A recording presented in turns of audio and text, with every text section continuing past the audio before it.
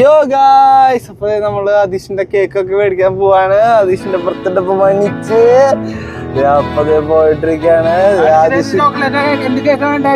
Chocolate yes அமுதக்கடல் உனக்குத்தான், ஆறாமழை உனக்குத்தான், நீங்கா நிழல் உனக்குத்தான், நீ கண்மணி எனக்குத்தானே. பொருந்திப்போ நீ தோளோடு, மடியில் ஊஞ்சல்லாடு, என் பார்வை உன்னோடு, ஓம் பொம்மை கண்ணோடு, பேசாமல் விண்ணோடு நாம் மிதந்து போவோம்.